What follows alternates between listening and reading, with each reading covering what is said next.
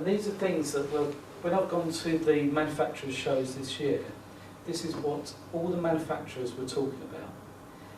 And some of it I was thinking, cool, blimey, you know, these were very small little things last year, but this year they're actually going to be very big in the TV.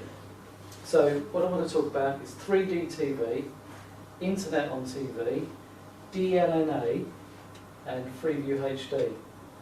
Well, one of the first things that we're all going to become aware of is Freeview HD. Now, it's already being transmitted in the Crystal Palace transmitter and Winter Hill, and also in the Bristol areas, and I believe Cardiff as well.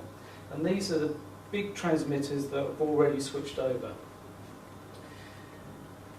Unfortunately, Reigate, for example, Bournemouth and Eastbourne won't be till 2012.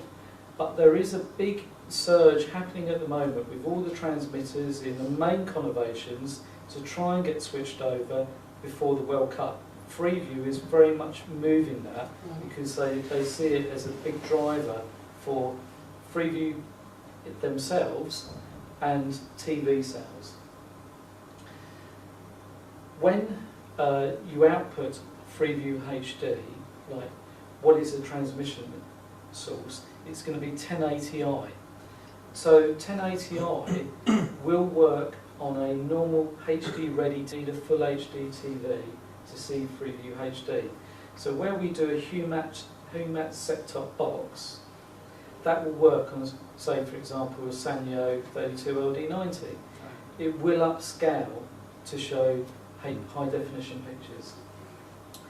Another thing to remember is when these programs are transmitted, they're actually transmitted in 5.1. So a lot of the BBC films and documentaries have 5.1 transmission of sound transmissions running alongside.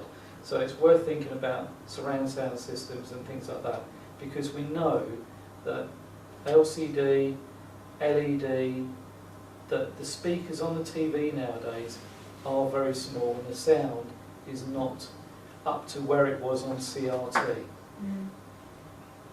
Lots of customers complain about the LCDs with sound. Yeah, well, you know, just a point there that Samsung recognise that. Yeah. Samsung say, well, we're never going to get big speakers on a. You want slim design TVs, you can't have both. Cinema system. But what you can do is have a home cinema, and it's acceptance of that fact. You know, it's a change. It's not you're going to get good sound out of that TV. It's not going to happen. The program, HD program, is going to go on Freeview HD. One is BBC HD. There's going to be a dedicated ITV HD channel, as opposed to where it was on the red button. And also, we're now going to have a Channel 4 HD. Unfortunately, Channel 5, which was due to come onto Freeview, due to an Ofcom restriction, wasn't allowed onto Freeview HD, the terrestrial platform, and has now gone to Sky, which is, I think, is a bit of a shame, really. What we must do when we have Freeview HD, or when we're selling Freeview HD, is to check the Digital UK website. Put the postcode in, and then if you scroll down the page, it's not apparent on the top search, because that only gives you the standard definition search. But if you scroll down the page, it will show you what your HD options are for that postcode. And it will say whether Freeview HD is capable of being received, or it will give you the year in when the transmission will start.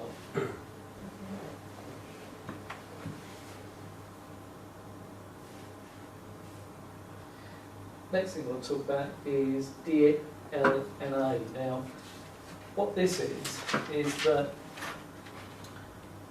Toshiba, Panasonic, Samsung, they've all signed up for it.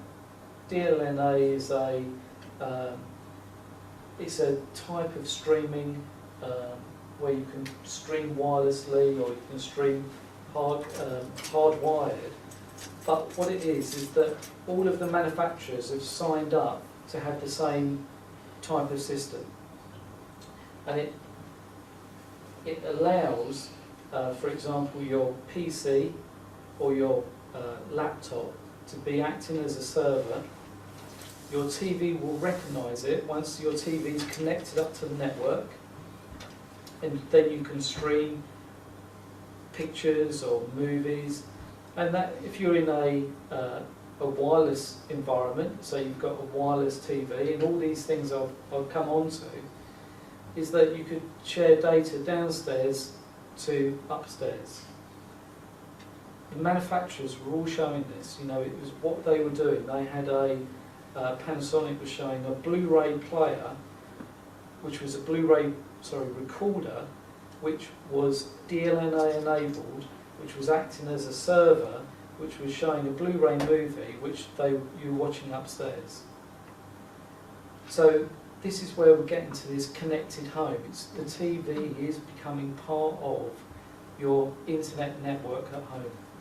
And where we used to see it was on just like a G15, Veracast, and it was very much a premium product. When the new products come in May, it will become virtually a standard feature when you're selling a 1080p TV. It will be there, So it's something we will be talking about. Yes, this is going to be niche. It's not going to appeal to all of our core customers, but what it does do, it allows you to talk about how technology is changing and what to be aware of. Next big thing is 3D TV. It's interesting. When Stuart and I had a conversation back in November, December, and we were talking about new technologies coming out and things like that, we said 3D TV is just going to be niche. Next year, what's it all going to be about? It's only going to be top end, and we can't really see really appealing to people. Who's going to want to sit there with glasses on? Well, there's some interesting drivers that have changed my view on that. And what they are is that we've got cinema. Cinema this year has gone mad for 3D TV, 3D cinema. Avatar, Alice in Wonderland, the Disney films, Pixar. They've just done Clash of the Titans remade. Yeah, all of that. People want to be more immersive in what they're doing. It's, the environment has changed, and people will pay a premium to watch a 3D cinema experience. And the cinemas, the filmmakers have quickly latched onto that, and so more programs are being made. Interestingly, when I took my family to watch started, and it was watching football in 3D, and at the end of it said, experience more, and it was Sky.